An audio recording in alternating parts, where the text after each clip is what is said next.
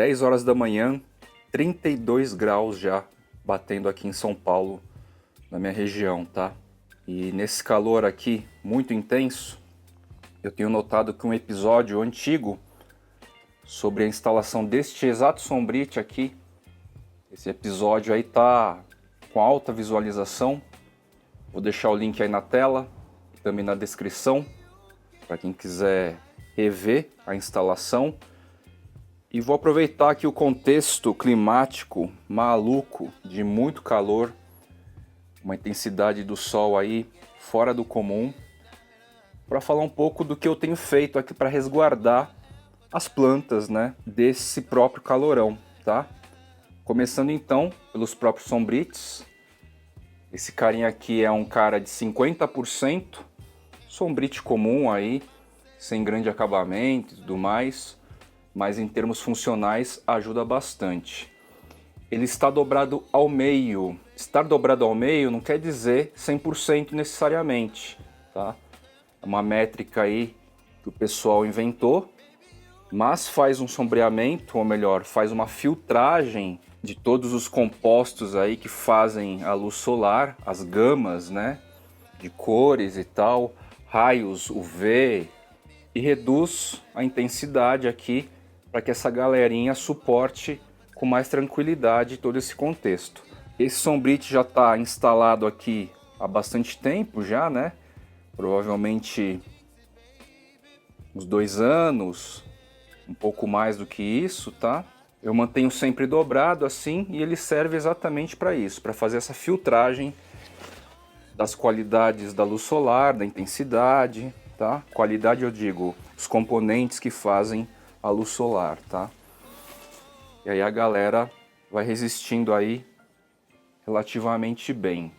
Só para vocês terem a referência, ó, esses caras aqui, ó, a própria Monstera Deliciosa aqui, esse trechinho entre este sombrite aqui que eu mostrei para aquele próximo do painel paredão, a gente tem uma brecha aqui, ó, dá para ver até o céu, tá certo?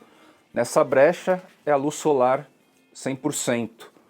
Monstera Deliciosa queimar desse jeito é realmente um sinalizador bem evidente. Tomatophyllum queimar desse jeito, ó, isso aqui é tudo queimadura de sol, tá? Vou tentar pegar a folha da Monstera aqui pra gente ter a referência. Queimadura de sol. Aquela ponta queimada não tem mais volta e parte desse amarelamento também não tem mais volta, tá? Existem alguns casos de queimadura aí que ocorrem, que fica amarelo, mas depois de um tempo, com sombra, com chuva, com menos intensidade solar, volta o verde, mas bate um limite aí às vezes que não tem mais retorno, tá? Isso tudo é novo, hein? Nesses 4 anos é a primeira vez que esse fenômeno acontece aqui. Isso aqui é termômetro pra gente, tá? Então você que tem área externa, a primeira recomendação é puxar um sombrite aí a partir de 50%, no caso aqui eu dobrei, e vou mostrar as outras aplicações aqui também. A gente está aqui no painel paredão, então eu tenho um corredor que vai até a estufa úmida lá, e depois da estufa úmida está a garagem, e tem esse sombrite aqui, com material um pouco mais bem acabado, com anilhas, acabamento nas bordas e tal. Esse cara aqui eu instalei com cabos de aço, com presilhas, tá? Esse cara aqui tem 70%, tá? 70%. Mas mesmo assim, um solzinho da manhã que vem daqui, ó, que vocês estão vendo, chegou a bater nessas plantas em algum momento, chega a bater nessas plantas em algum momento, vem pela diagonal, e também Anthurium furcatum, Anthurium effusilobum, todas essas queimaduras são inéditas, primeira vez aí nesse ciclo aí, nos ciclos de 4 anos aí que eu tô cultivando copiosamente e colecionando copiosamente. Essa lâmina foliar ela abriu agora, Isso significa que provavelmente o Sol mudou de posição nesse ínterim, mas durante a transição aí e a chegada do verão, em algum momento pela diagonal, batia Sol aqui numa intensidade fora do comum e chegou a queimar, tá? Então o sombrite superior aqui não resolveu nada no contexto.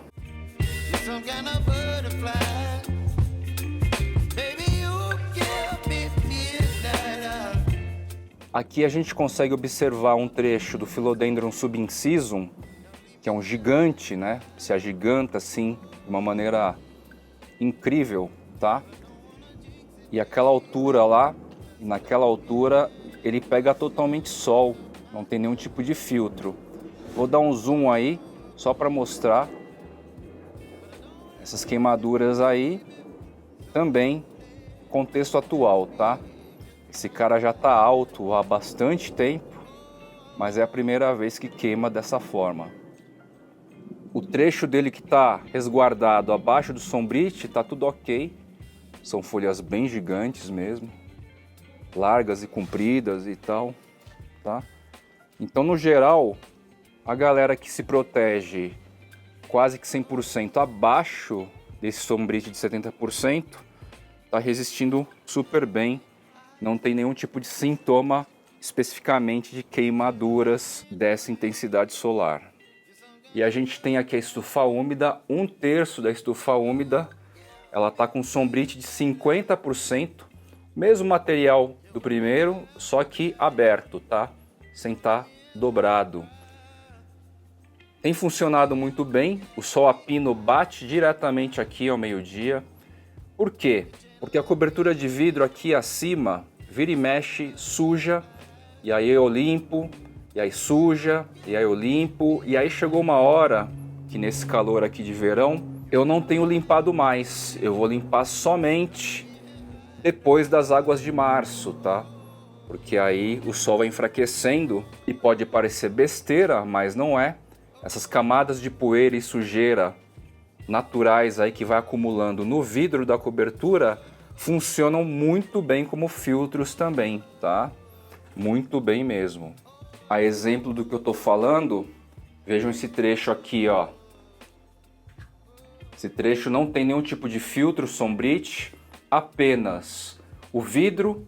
Nessa lâmina aqui eu tenho um adesivo ainda fosco, que reduz aí uns 20%, mas nesse cara não. Esse cara aqui é basicamente sujeira.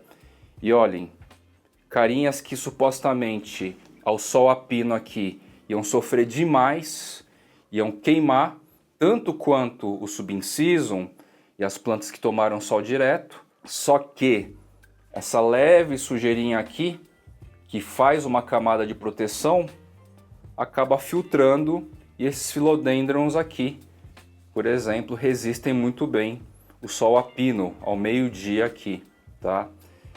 Então assim, depois das águas de março, quiçá eu vou fazer uma limpeza aí,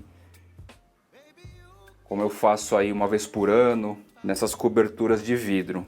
Mesma coisa para esses carinhas todos aqui, ó, do chão.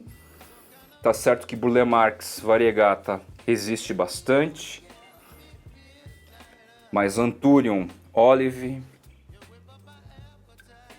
Rubrinervium, Philodendron verrucosum, ele é super sensível, tá? A questão de umidade, são folhinhas muito fininhas e todas essas plantas estão nessa filtragem de sujeira, vamos chamar assim. Coisa então que ajuda em termos funcionais, tá? Tem outro Anthurium crystallinum aqui, mais verrucosum lá, tá? Tô com uma lâmina foliar nova aqui que parece ser de quem? Do Olive. E olha só, o Olive está liberando inflorescência também. Eu venho aqui todas as noites, depois da última abertura programada dos aspersores. Todas as noites não, mas uma vez por semana à noite, eu venho aqui e borrifo essa galera geral também, tá?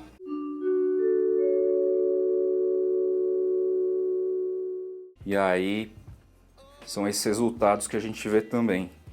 Enfim, o próprio Anturium SP Alto Fluminense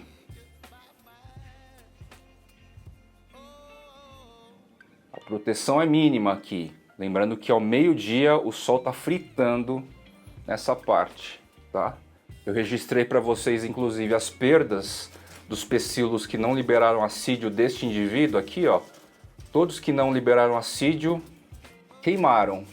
Os demais que liberaram assídio e que estão liberando assídio, eles vão se desenvolvendo. Inclusive as nepentes estão num crescimento absurdo aqui, tá? Absurdo para o meu referencial, que não tinha visto elas reagirem como tem reagido a partir da incidência solar. Então assim, eles estão super se esticando, tá?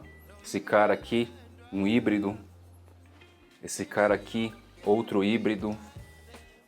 Não dá nem para dizer que está estiolando, porque com essa quantidade de luz, os entre nós é isso aqui mesmo, é natural aí desse indivíduo nessa fase, tá? A luz é plena aqui praticamente, sem filtragem. Nesse contexto aqui, o maior cuidado que eu tô tendo, porque é necessário, é deixar a frutificação aqui, a infrutescência do SP Alto Fluminense protegido, literalmente protegido da luz direta, tá? Então ele fica super sombreado aqui. Essa lâmina foliar da própria Monstera afilecleriana tá fazendo às vezes aqui de sombral, tá? De sombrite. Ela tá baixa aqui, próxima ao chão, então tem muita umidade para ela aqui. Pega uma luz filtrada e vai seguindo seu jogo aqui embaixo mesmo, tá? Se ela estivesse exposta diretamente ao sol, é aquilo que eu falei sobre a questão dos frutos aí, diante de um sol muito intenso, tá? A perda aí seria quase que inevitável. Ainda na estufa úmida, a umidade alta constante liberada pelos aspersores, seja no ar, seja molhando o substrato, molhando a folhagem, a partir do controle aí do módulo que eu apresentei e reapresentei recentemente, esses fatores de muita água no ar e no substrato ajudam na questão do calor? Sim, ajudam, com certeza ajudam. A umidade no ar, para grande parte das folhagens aí tratadas no Fly Channel, como eu falo há bastante tempo e a partir de muitos testes em caixa de umidade, terrário e aquário, estufas verticais agora, a umidade alta no ar é o fator preponderante aí, é o mais influente para a qualidade da manutenção das plantas, tá? Então você pode ter dias muito quentes ou muito frios, mais luz ou menos luz, é o fator umidade que mais ajuda a conservar a própria planta, tá? A ponto inclusive de você ter mudas por estaquia, pequenos toquinhos aí, como os gringos gostam de fazer cortes minúsculos, eles decepam caules minúsculos aí para fazer mudas. É a umidade o fator aí que vai ajudar a conservar, tá? Em termos percentuais aí, com certeza é o fator que mais mantém e garante a vida da planta, tá? Olha o efeito de moluscos em outdoor aqui, que eu falo que é quase que inevitável. Então, Fly, vale a pena instalar sistemas de aspersores automatizados aí? Se você tiver uma área, um quintal, uma sacada, uma varanda, enfim, um espaço que você consiga adaptar sistemas de aspersores e aplicar um módulo aí de abertura e fechamento, como eu mostrei para vocês, do que você ficar abrindo e fechando aí avulsamente nessa função, né? O módulo é isso, automatiza pra gente, né? E você controla por um aplicativo, a um custo-benefício relativamente muito bom. Se vocês conseguem então visualizar esses espaços aí nas suas áreas, nas suas casas, apartamentos, com certeza vale a pena, tá? Lembrando que no meu caso aqui, a aeração, por causa daquela porta que vai para a rua e dessa passagem que vai lá para a casinha do tango e o painel paredão, essa ventilação aqui também contribui no microclima desse espaço aqui, tá? Nesse caso aqui que o sol vem tórrido aqui ao meio-dia, é importante porque vai garantir uma ventilação constante. Imagina meio-dia aqui a pino fechadão, só com umidade e o calor que vai se acumulando. Ia virar uma sauna e aí teria que ver o que ia acontecer aqui, se o calor não ia ser excessivo. De qualquer forma, essa ventilação aqui também é parte do microclima que compõe essa estrutura, tá? E aí vocês precisam ir equalizando abertura e fechamento de aspersores, sombrites, de acordo aí com a exata área e as condições da área que vocês pretendem instalar esse recurso, tá? Mantendo o tema aí da questão do calor, mas falando agora do contexto indoor.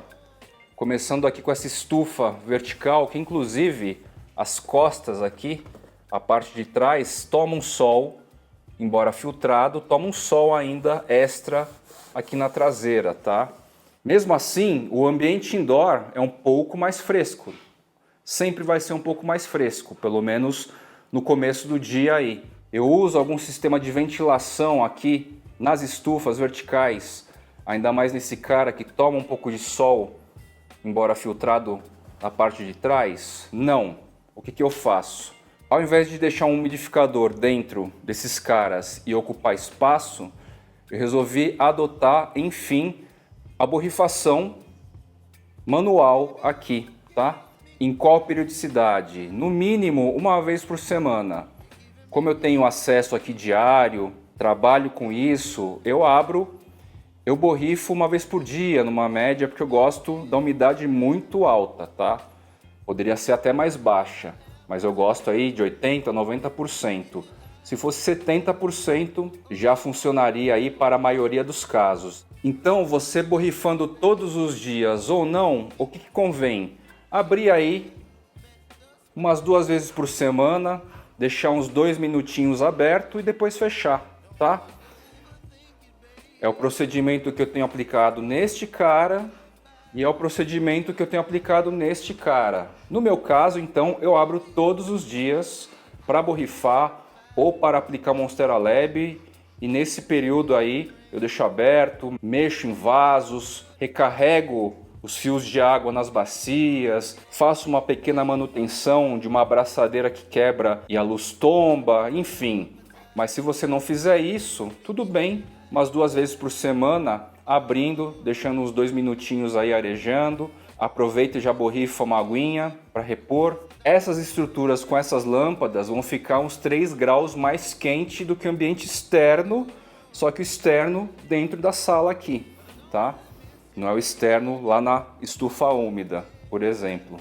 Nos meus testes aqui nesse calorão, a temperatura interior aqui já atingiu 37, 38 graus.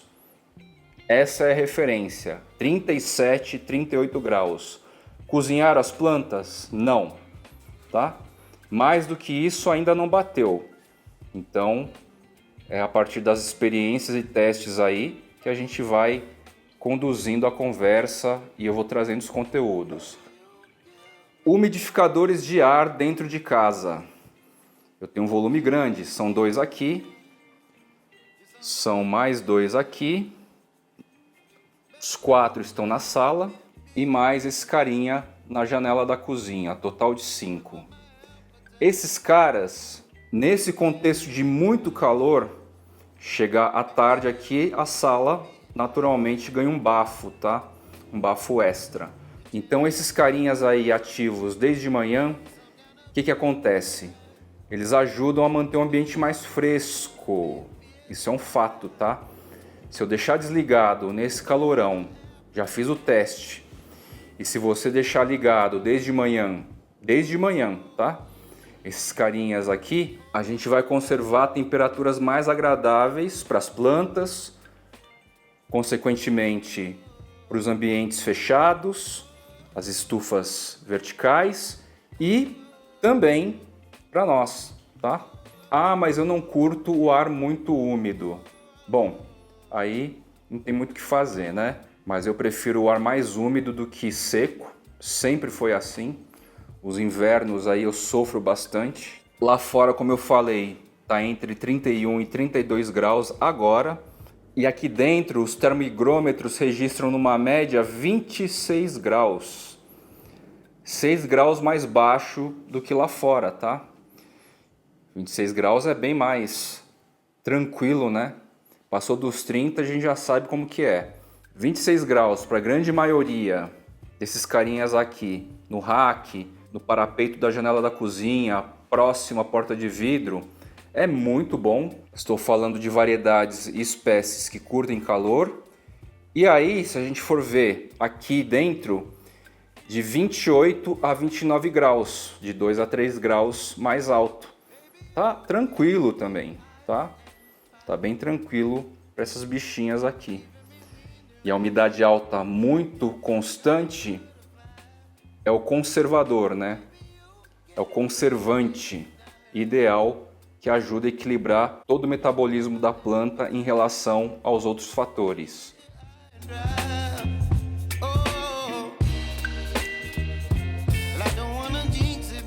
Vamos dando sequência aqui para tirar algumas dúvidas dos seguidores a respeito de Monstera Lab. A primeira dúvida que levantaram novamente é se Monstera Lab faz algum tipo de mal para pets, gatos, cachorros, coelhos, twister. Respondendo aqui com close no meu tango, né?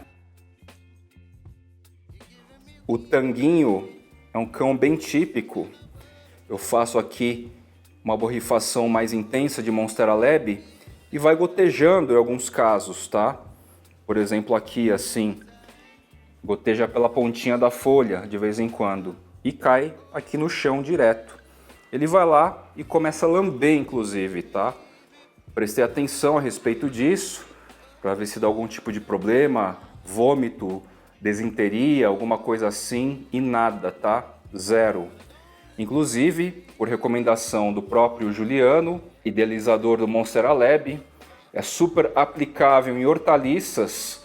Se você tem a sua hortinha aí na sua casa, no seu canteiro, você pode aplicar Monstera Lab normalmente. E aí, quando você for utilizar os alimentos, as hortaliças, as ervas, basta você lavar normalmente como faria em qualquer dos casos aí, tá? Sem problemática nenhuma. Então, Monstera Lab é um combustível aí super nutritivo que incrementa o desenvolvimento de vários aspectos das plantas e gera aí um equilíbrio metabólico importante, preventivo, que não faz nenhum tipo de mal para animais. Outro questionamento que fizeram, Monstera Lab se aplica aí em outras variedades de plantas, como begônias e caladiums? Com certeza, né? Tenho, por exemplo, aqui uma costus. Aplico com certeza Monstera Lab. Begônias indoor, também se alimentando de Monstera Lab, tá? Esse carinha nunca cresceu tanto aqui, indoor, desse jeito. Tá bem grandinho. Fruto aí do sistema Bokashi-Koch de lenta liberação e absorção e Monstera Lab. Aqui em casa, essa tríade. Begônia nelumbifolia, crescendo lindamente aqui também indoor. Begônia paulensis, tá? Todos esses caras recebem Monstera Lab, fora as meninas que também estão nos terrários aquários. Tem algumas variedades lá também. Então Monstera Lab é aplicável aí em diversas variedades de plantas, inclusive, como eu comentei no episódio que deu origem às explicações técnicas aí do produto, do adubo foliar Monstera Lab. Inicialmente, os testes que o Juliano foi fazendo foi em cima de orquídeas, tá? Foi aplicando Monstera Lab, a fórmula que ainda não tinha nome, Monstera Lab, em orquídeas. Dioscorea discolor, que saiu bem recentemente de dormência, também recebe carga de Monstera Lab. Tem samambaias aqui, espécies do grupo das samambaias, enfim. Eu já ia encerrar o episódio, mas aí me veio à mente algum teste prático aí para vocês entenderem quando eu falo sobre o poder de conservação da umidade alta em folhagens assim. E aí que a partir do aprendizado do próprio cultivo, eu descobri uma manha aí para manter, por exemplo, alface na geladeira por mais tempo, principalmente nesse momento de calor. Então, se vocês quiserem replicar o teste, é bem simples. Comprem aí um maço de alface, metade da alface vocês conservam dentro da geladeira, na própria embalagem que vem do mercadinho aí, da feira, e a outra metade vocês já lavam, embalam num Tupperware, numa embalagenzinha, deixa raspinhas de água lá dentro e notem quais das duas se conservam mais tempo. Fator temperatura super baixa dentro da geladeira, iluminação zero, porque a geladeira passa mais tempo no escuro do que iluminada. E aí o fator umidade, vocês vão ver, inclusive para o teste ficar mais eficiente, vocês usam uma embalagem não a vácuo, e aí então vocês notam o resultado do poder de conservação da umidade em ambiente fechado, o quanto o fator umidade é um conservador de folhagens. Até mesmo quando a alface estiver mais murchinha, se você colocar dentro dessas caixinhas com um pouquinho de água, ela tende a reidratar, tá legal?